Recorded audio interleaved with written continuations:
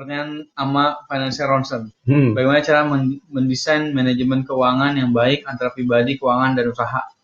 Kalau saya itu pribadi harus dipisah dari usaha. Oke, dipisah Pak.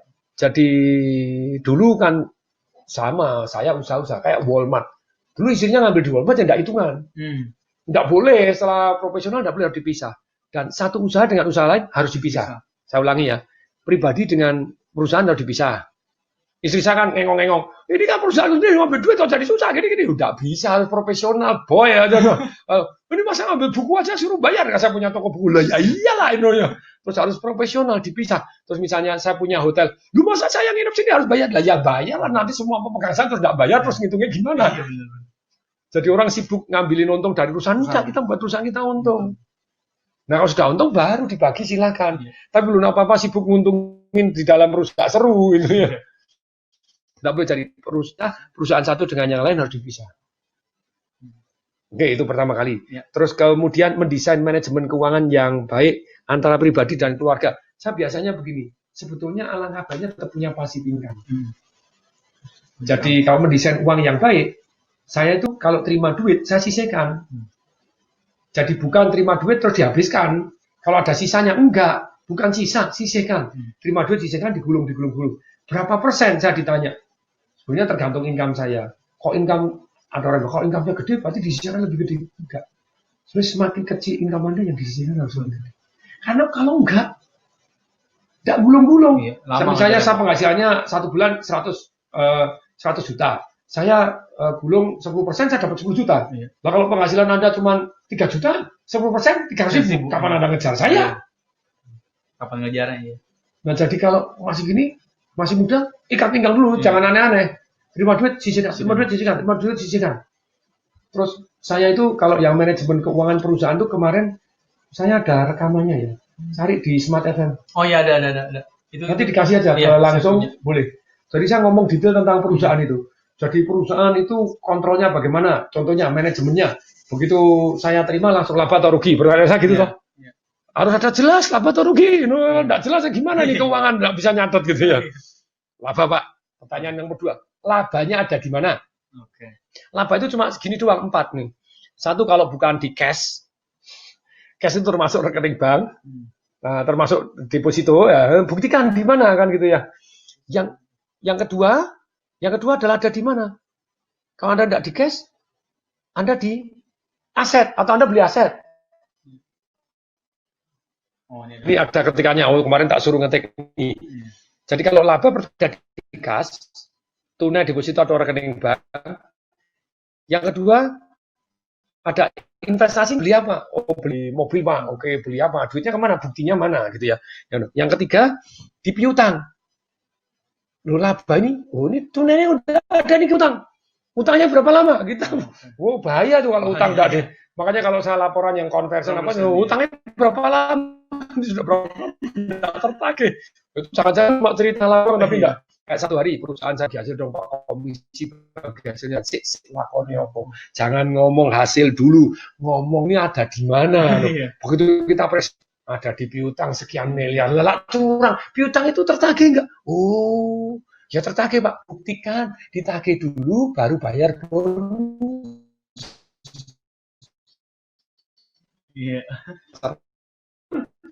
Kita sudah bayar, ternyata enggak tertagih. Besaran, enggak boleh, hati-hati. Jadi kalau laporan keuangan cari dulu. Yang keempat, di mana saya lakukan? Di toko buku saya audit, ada early warning sign, itu bahaya sekali. Jadi pembelian. Mereka kalau ternyata barang dia masih beli lagi, kita ada satu namanya putaran. Jadi putaran itu turnover. Minimal 5 kali. Maksudnya 5 kali itu setahun itu, kalau stok saya 100, harus laku 500. Kalau enggak boleh nyetok 100. Kalau stoknya kegedean, early warning sign with 100 ya. Begitu stoknya tinggal 20, dengan dalam ini kita harus pesan duluan. Jadi sebelum habis sudah pesan. Tapi ada early warning juga. Kalau ternyata stoknya itu di by komputer detail, lebih detail dari Indomaret, kita kembangin gitu ya. Indomaret enggak ada yang gini. Ya. Kita gini.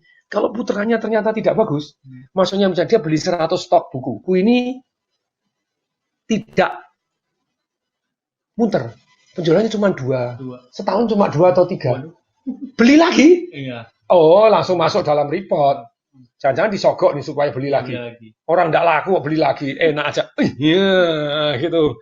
Jadi dia setelah itu pertanyaan ketiga, labanya di mana? Yang ketiga, labanya ini datangnya dari mana? Nah itu kita kalau kita isinya manajemen kita tahu labanya dari mana. Jangan dilaporin laba. Kayak satu Worldcom atau apa zaman dulu yang di internasional akhirnya bangkrut itu. Laporannya profit, tahun depan langsung bangkrut. Karena profitnya dari mana? Profitnya dari operasional atau non operasional? Atau jual aset. Yang paling parah profit dari jual aset. Oh ya Pak, dulu kita pabriknya beli 1 miliar, kita jual 5 miliar. Jadi tahun ini kita 1 miliar dijual kan 4 miliar. Ya. Kok untung masalah 500 sih? 500 kok 500 juta? Rugi operasional 3,5 miliar. Itu bisnisnya bahaya. Banyak sekarang ngontrolnya sederhana. Jadi harus ini namanya manajemen keuangan untuk ya saya kan enggak kuliah keuangan jadi tapi harus tahu hal-hal gini penting gitu ya. Kok dari jual aset atau jadi dari non operasionalnya dari mana? Jadi laba operasional kan harusnya dari jual beli tersebut. Kayak saya toko buku, tentu saja non operasional gede karena bisnis model kita non operasional gede. Non operasional dari mana? Menyewakan pabrik. Jadi bisnis modalnya dari operasional jual beli buku lumayan. Non operasionalnya gede. Kita terima karena itu bisnis model. Nah, kadang kita nanya supaya non operasional lebih tinggi, supaya operasional lebih tinggi. Nah, itu kan dengan nanya kita jadi maju. Terus kemudian setelah Anda laba, yang namanya laba ini biaya. Pendapatannya berapa? Oke, nanti kita tanya. Jadi gini loh, bedanya pasti accounting dengan keuangan. Accounting itu membuat yang namanya hasil jadi angka, dilaporkan dalam bentuk angka. Yang namanya keuangan, kalau saya kan keuangan, itu dari angka, bagaimana supaya besok jadi hasil. Makanya saya tanya gini, seringkali kalau saya lapor, ini omsetnya berapa, ini labanya berapa, ini gini, ini berapa, yang macet berapa lama, yang ini berapa lama, tanyain terus, tanya terus. Ya karena basicnya di keuangan. Laporan terus kemudian, nah, supaya besok naik gimana? Yang ini kan saya bilang, customermu dari mana aja? Oh Pak, dari referral. Supaya referralnya maju gimana? Kan kita buat program untuk referral tuh. Oh, kita lumayan tuh. Kemarin dapat omset berapa banyak ya karena dari referral. Referral kita kembangkan detail. Suratnya seperti apa supaya orang mau referral. Pak, kami kasih ada tiket nonton gitu ya. Setelah tiket nonton kami ngasih begitu ngasih Pak, kita mau ada tiket nonton Pak, kita ada mau ngasih, bolehkah kami ketemu? Boleh ya, kita kasih tiket nonton. Kita kasih tiket nonton, ada suratnya penawaran. Kok Bapak berkenan, nah, kami ada 2 tuh. Kok Bapak bisa ada yang lain, kami kasih 1 yang namanya cashback untuk Bapak. Tapi kalau Bapak tidak mau dimasukkan untuk perusahaan, kami masukkan untuk perusahaan. Sampai detail situ. Iya, perusahaan dan ya enggak. Cashback. Tapi itu dari laporan keuangannya.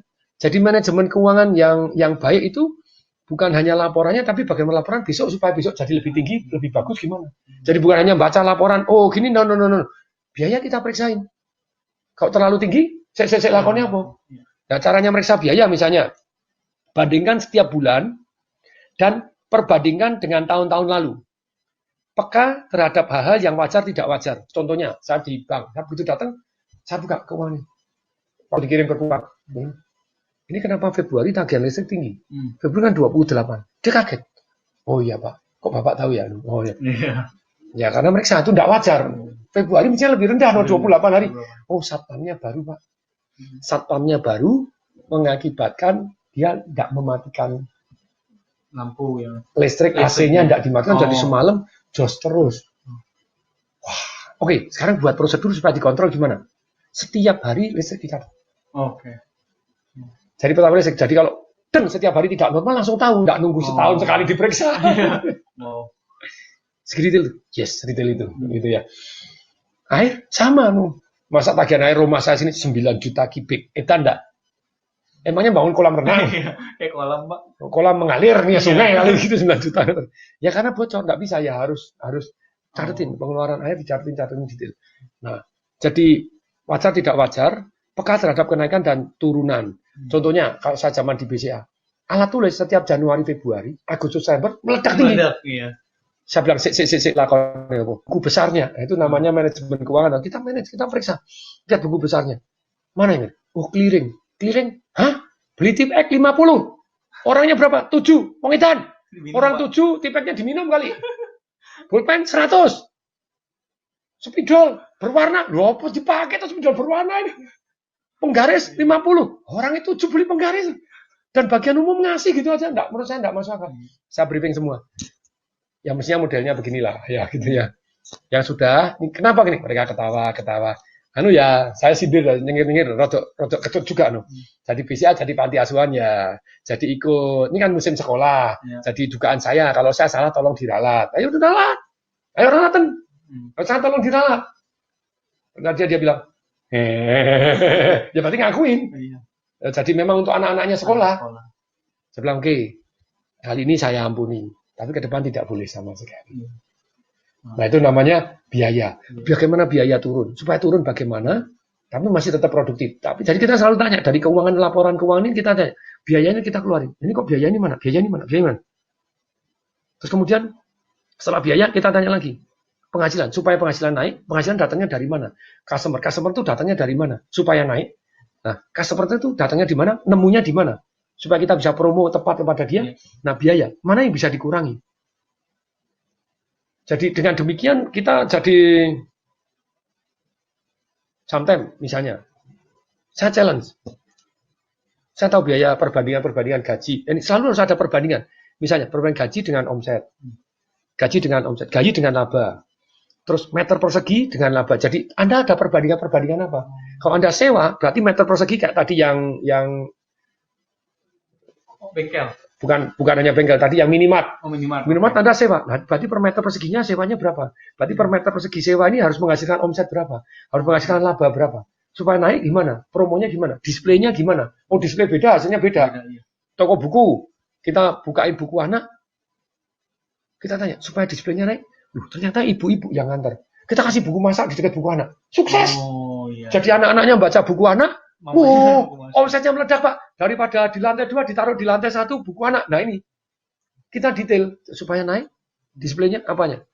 Selalu harus ada perbandingan kalau Anda biaya-biaya, gitu ya. Kalau Anda biaya-biaya harus ada perbandingan.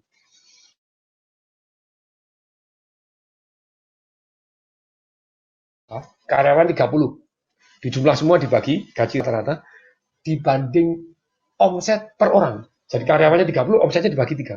Nah itu ada perbandingan dibandingkan dengan toko-toko yang lain. Akibatnya tahu nggak mana yang lebih produktif, mana yang kurang produktif kan gitu ya. Jadi Anda banding-bandingkan.